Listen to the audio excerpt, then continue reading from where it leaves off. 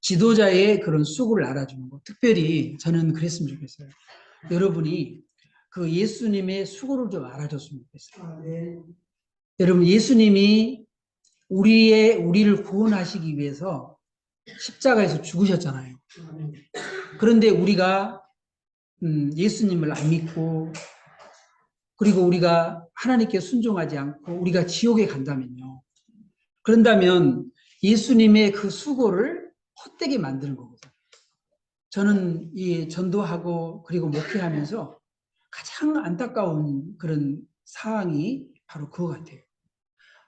이분이 예수님을 안 믿으면 그 예수님의 수고가 헛되는데, 예수님의 그 십자가의 사건이 헛되는데, 우리 때문에 채찍에 맞으시고, 우리 때문에 그 십자가의 고난을 당하시고, 가시면류관을 쓰시고, 손과 발에 그 대못에 찔리시고, 그 모든 수고가 다 헛돼 버리는 거예요. 그러니까 늘 저는 전도할 때 그 심정을 가져요.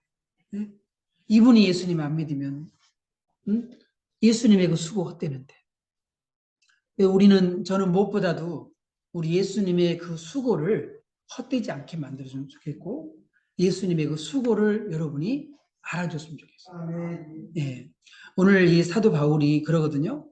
형제들아, 우리가 너희에게 권하노니 너희 가운데 수고하고 주 안에서 너희를 다스리며 구원하는 자들을 너희가 알고. 좀 알아주라는 거예요. 알아주라. 특별히 우리가 누굴 알아주라고요? 예수님의 수고. 목회자의 수고는 좀 잊어버려도 괜찮아요. 그런데 정말 우리는 그 예수님의 수고는요, 우리가 잊어버리면 안 돼요. 잊어버리면 안 돼요. 예. 히브리 13장 17절에 너희를 인도하는 자들에게 순종하고 복종하라. 그들은 너희 영혼을 위하여 경성하기를 자신들이 청산할 자인 것 같이 하느니라. 그들로 하여금 즐거움으로 이것을 하게 하고 근심으로 하게 하지 말라. 그렇지 않으면 너희에게 유익이 없느니라. 네. 여러분, 사실 목회자는요, 우리 예수님의 마음처럼 이렇게는 못해요. 그렇지만은 우리 예수님이 정말 그래요. 예수님이 어떤 분이에요? 우리의 영혼을 위해서 경성하기를 자신들이 청산할 자인 것 같이 하는가. 우리 예수님이 십자가에서 우리를 위해 기도할 때 있잖아요. 저들의 죄를 용서하소서. 저들이 알지 못해서 그럽니다. 알지 못해서 그럽니다. 예수님이 십자가 위에서 한마디 한마디 하셨던 그런 기도의 내용을 보세요. 정말 예수님은 우리의 영혼을 위하여 경성하기를 자신들이 죄를 청산할 자인 것처럼 그렇게 하셨어요. 실제적으로 성경에는 그랬잖아요.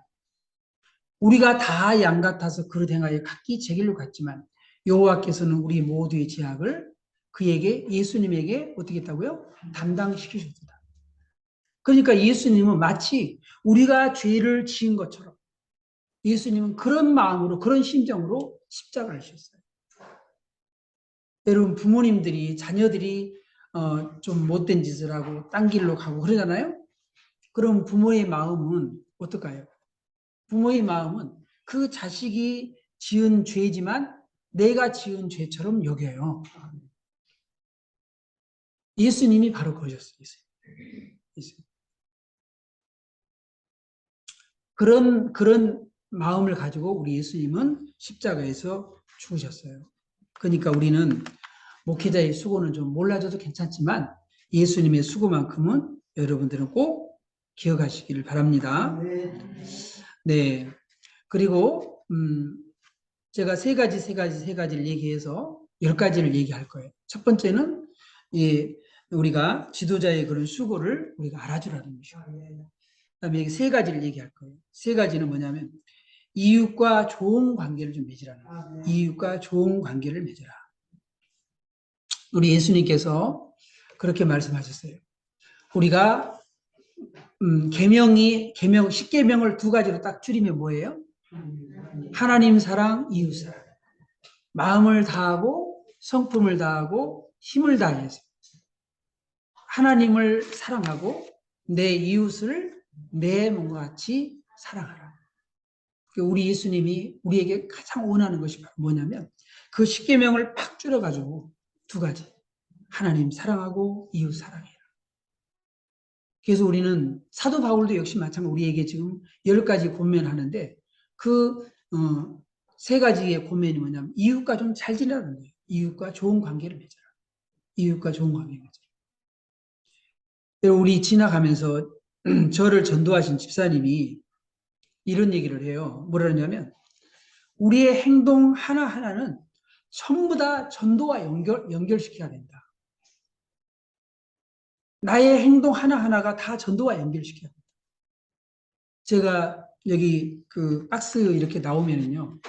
그 박스 주워다가 좌우에 어떤 그 박스 이렇게 모으는 할머니가 계세요. 그 할머니한테 맨날 갖다 드리거든요. 그 왜 그렇게 하겠어요?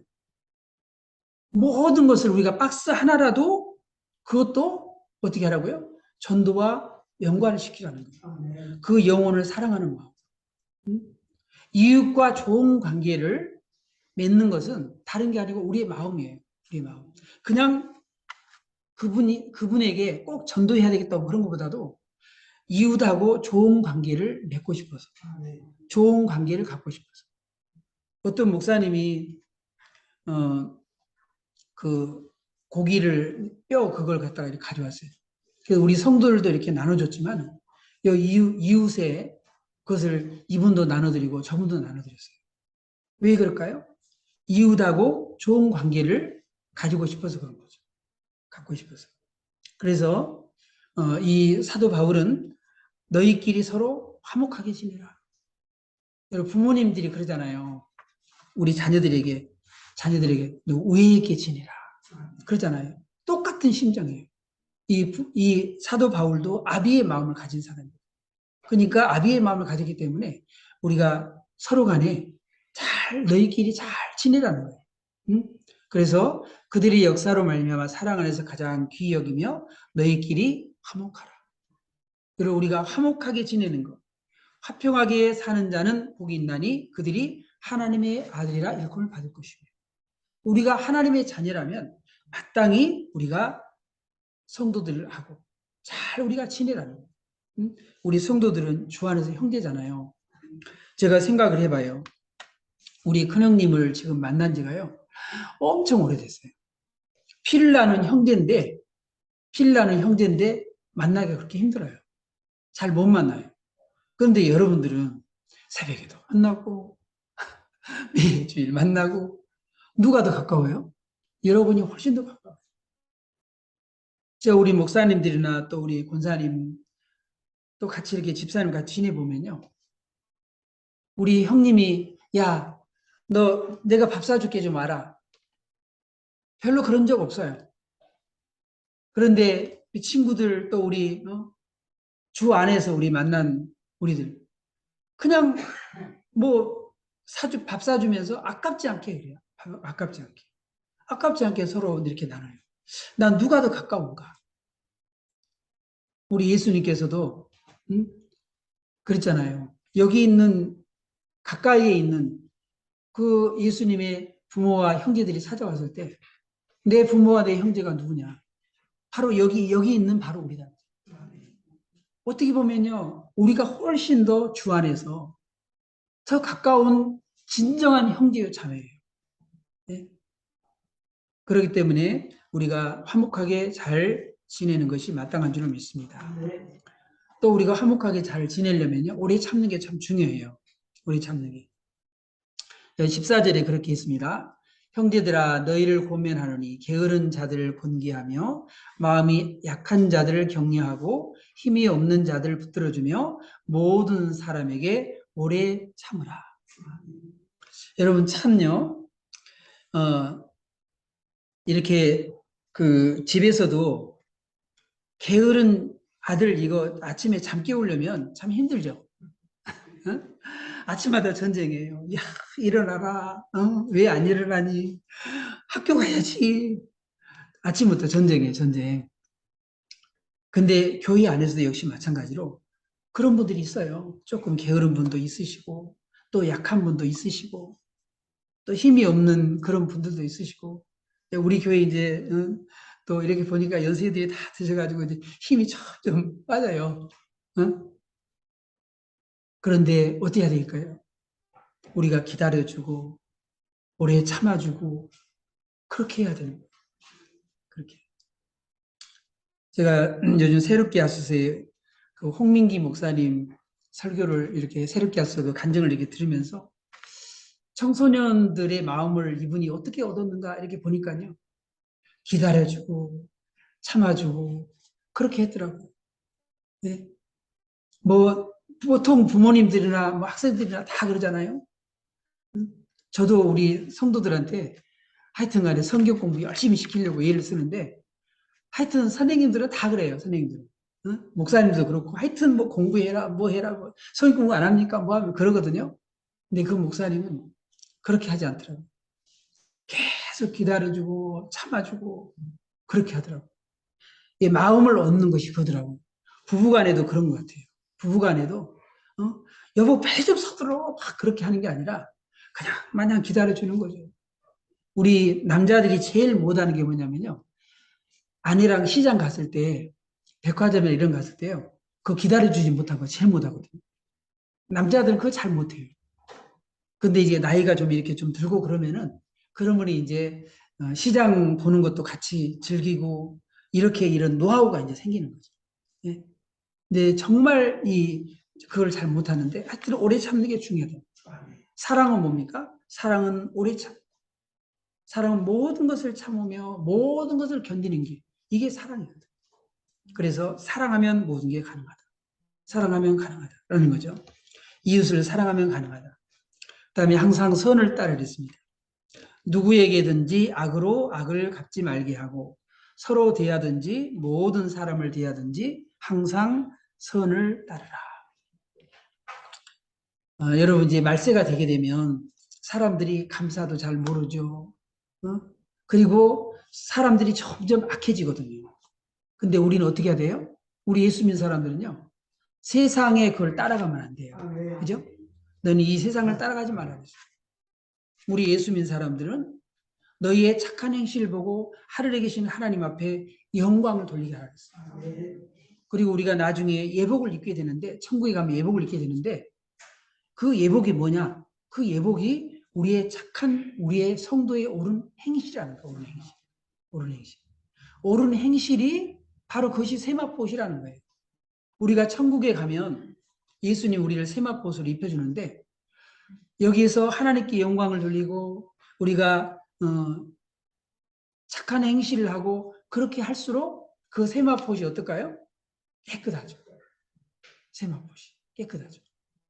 그래서 여러분 영적인 이렇게 꿈을 이렇게 꾸면은요. 영적인 꿈을 꾸면 예수님이 우리의 모습을 보여주거든요. 내가 옷을 입었어요. 옷을 이렇게 하얀 옷을 입었는데 옷이 깨끗해요. 그러면 내가 회개하고 지금 하나님하고 잘 지내고 있는 중이에요. 어? 그런데 내가 옷을 입었는데 옷이 막 더러워. 그러면은 지금 내가 세상에서 어떻게 사는 거예요? 지저분하게 사는 거예요. 지저분하게. 그러니까 하나님이 영적으로 가끔 우리의 세마포옷을 천국에 가서 우리가 입을 그 세마포옷을 미리서 우리에게 보여줘요. 보여줘. 그래서 여러분들이 꿈을 꿀 때 예를 들어서 수영을 하는데 깨끗한 물에서 맑은 물에서 수영을 하면요. 우리의 마음이 그렇게 맑은 거예요. 근데 막 더러운 진흙탕, 흙탕물에서 막 놀고 있어. 그러면 내 마음이 지금 현재 내 심정이 그렇다는 것을 하나님이 가끔 우리 자신을 점검하라고 우리를 보여주는 거예요. 그러니까 여러분 꿈도 여러분 그냥 예사로 넘기지 마시고 하나님께서 영적으로 꿈보다 해몽이라 그러잖아요. 여러분들이 영적으로 그걸 잘 해석하셔야 돼요. 그 다음에 두 번째로 뭐냐면 우리가 항상 행복한 마음으로 지내야 돼요. 그게 뭐겠어요? 범사에 감사하는 거죠. 범사에 감사. 항상 기뻐하고 쉬지 말고 기도하고 범사에 감사. 범사에 감사라. 이것이 그리스도 예수 안 너희를 향하신 하나님의 뜻이라 그랬잖아요. 그래서 우리 예수 믿는 사람들 어떻게 해야 돼요? 행복하려면 항상 기뻐해야 돼요. 기뻐해야 돼요. 기뻐하라는데 어떻게 기뻐하냐면요. 주 안에서 기뻐하는 거예요. 여러분, 주 안에서 기뻐한다는 건 뭐냐면 그것은 우리가 환경을 보지 않는 것이 주 안에서 기뻐하는 거예요.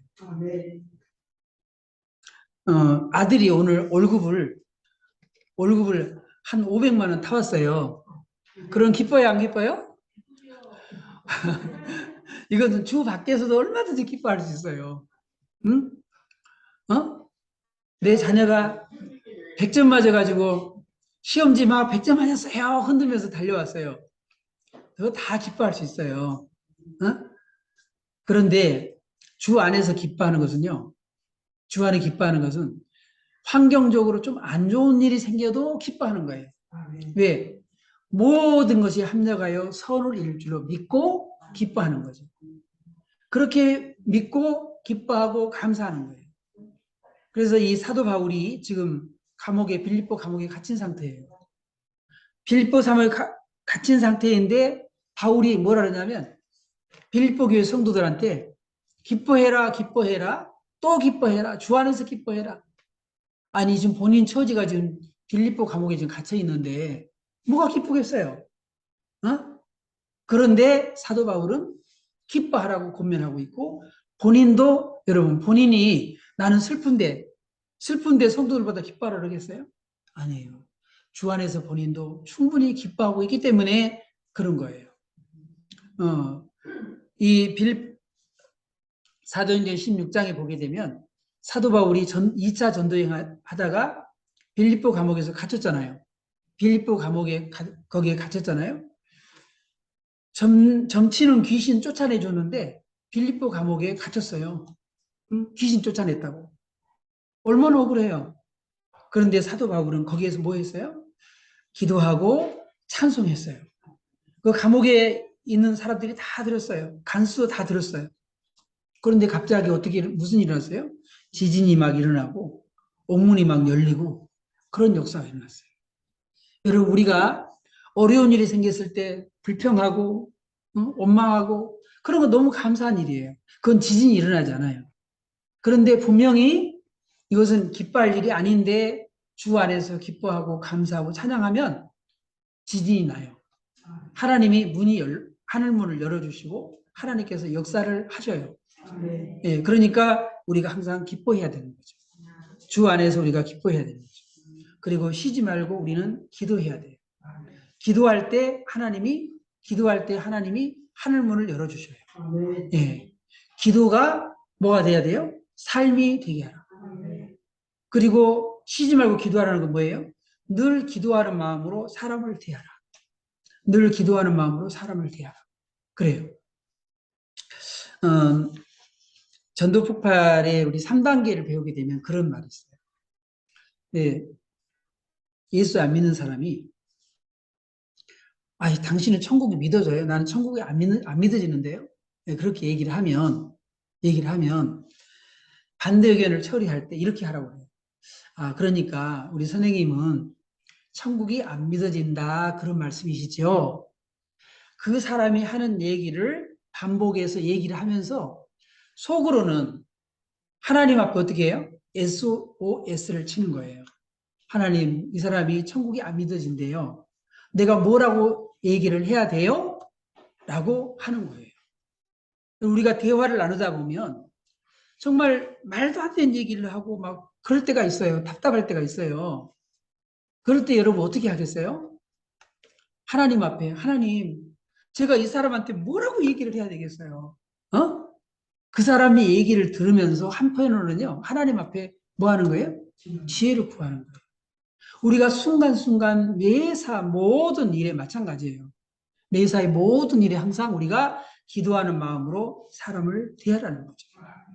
그리고 또 우리는 다니엘처럼 정기적으로, 규칙적으로 시간을 정해놓고 하루에 3번씩 기도할 수 있어요. 네?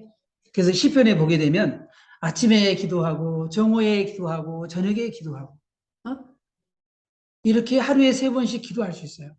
근데 쉬지 말고 기도하는 것은 또 좀 전에 얘기했다시피 우리가 모은 사람 만날 때, 뭐 물건을 살 때, 뭘 하든지 간에 항상 무엇을 하든지 항상 우리가 뭐라고요? 항상 기도해야 된다. 여러분 이 세상에는요.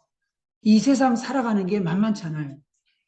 얼마나 주변에 악한 사람들이 사기꾼들이 보이시 피싱 여러분 정신 안 차리면 그냥 순간적으로 당해요. 네? 이 세상에 이런 일이 얼마나 많은데요. 그러니까 여러분 순간순간 여러분이 기도하면서 지내야 되는 줄 믿습니다. 또 우리가 범사에 감사하는 게 하나님의 뜻이에요. 근데 어떤 사람이 감사를 잘 못하냐? 첫째, 구원의 확신이 없는 사람. 둘째, 하나님의 주권을 인정하지 않는 사람. 여러분, 욥이 왜 재산 다 없어지고 자식이 다 죽고 그런 상황 속에서 이 욥이 어떻게 하나님 앞에 범죄하지 않고 찬양하고 감사할 수 있을까요? 그것은요, 욥이 하나님의 주권을 인정했기 때문이에요. 주신 자도 여호와시요 취하신 자도 여호와시다. 하나님의 주권을 인정하게 되면요, 감사하는 거예요. 그리고 이기심과 탐욕이 가득한 사람, 이런 사람은 감사할 줄 몰라요. 또 성공에 대한 조바심이 가득한 사람, 또 하나님에 대한 불평으로 가득한 사람, 이런 사람은요, 감사할 줄 몰라요. 근데 우리는 그러나 범사에 감사하면 하나님이 우리에게 기적을 주시는 거예요. 네. 그리고 세 번째는 항상 성령이 충만해야 된다. 성령 충만해야 된다. 이 성령 충만에 관련해서 세 가지가 있어요. 자, 술 취하지 말라 이는 방탕 오직 성령의 충만을 받으라 그랬죠. 너희는 이 세대를 본받지 말고 오직 마음을 새롭게 함으로 변화를 받아 하나님의 선하시고 기뻐하시고 온전하신 뜻이 무엇인지 분별하도록 하라 그랬잖아요. 예? 그래서 우리는 항상 성령이 충만해야지 우리가 하나님의 뜻을 분별하며 살 수 있어요. 예? 그래서 우리가 이 세상의 분별력을 가져야 되거든요. 영적으로 정신을 바짝 우리가 차리고 살아야 되거든요. 그래서 19절에서는 성령을 소멸치하지 말라 했어요. 에베소 4장 30절에서는 하나님의 성령을 근심하게 하지 말라고 그랬어요. 여러분, 성령을 소멸치 않고 하나님의 성령을 근심하게 하지 말아야 돼요. 네. 여러분, 삼손이 얼마나 성령 충만한 사람이었어요? 날 때부터 나실이었어요. 성령이 충만한 사람이었어요. 그래서 이 삼손이 얼마나 힘이 셌는지 삼손을 당할 사람이 아무도 없었어요. 그것은 삼손에게 하나님이 성령으로 말미암아 사사로서의 사명을 감당하도록 하기 위해서 삼손에게 무한한 힘을 하나님이 공급해 주셨어요. 그런데 삼손에게는 그 힘의 비밀이 있었어요. 머리카락이 밀려나게 되면 힘을 못 쓰는 거예요. 그런데 드릴라라고 하는 그 블레셋 여자가 그 비밀을 캐했어요. 그래서 삼손의 머리를 밀었어요. 그랬더니 힘이 없어졌어요. 삼손의 힘이 없어졌어요. 네.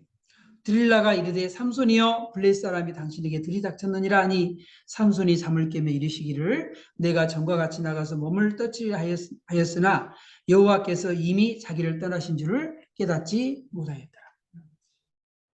여러분, 목사님들에게 하는 욕이 하나 있어요. 그 뭐냐면 성령이 없이 목회해라. 이게 목사님들을 향한 욕이에요. 무슨 말이겠어요? 삼손처럼 성령이 떠나가 버리면 목회자들이 설교 한마디도 할 수 없어요.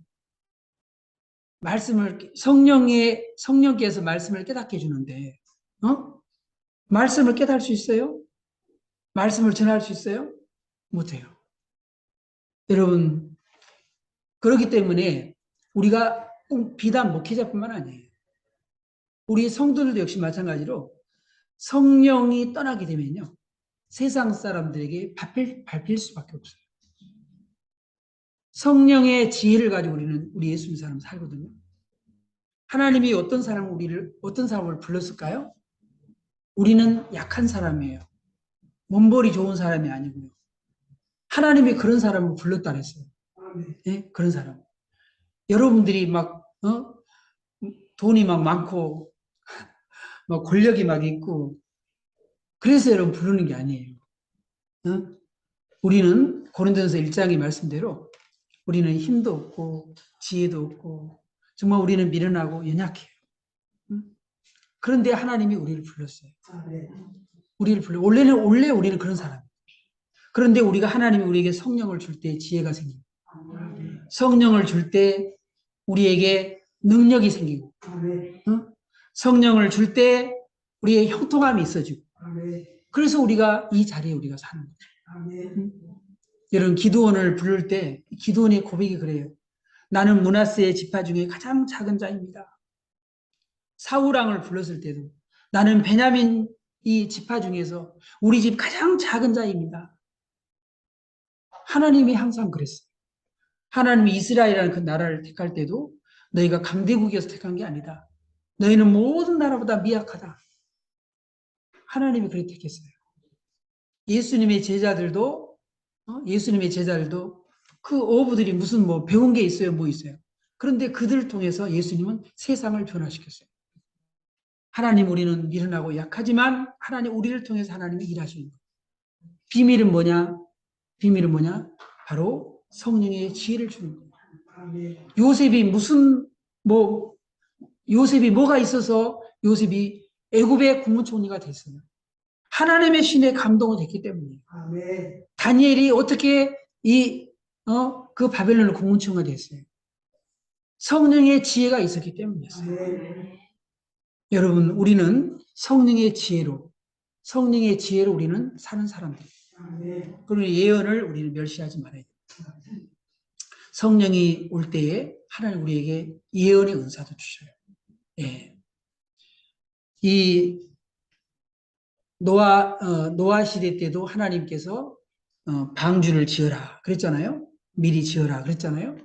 노아에게 미리 가르쳐 줬어요. 소돔과 고모라 때에도 아브라함에게 미리서 소돔과 고모라 하나님이 심판하겠다. 아브라함이 말씀하셨어요. 그리고 롯에게도 하나님 말씀해 주셨어요.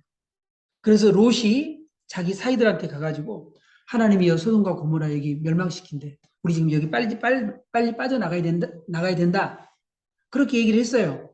예언을 했어요. 그런데 사이들이 농담으로 여겼더라 그랬습니다. 농담으로 여겼더라.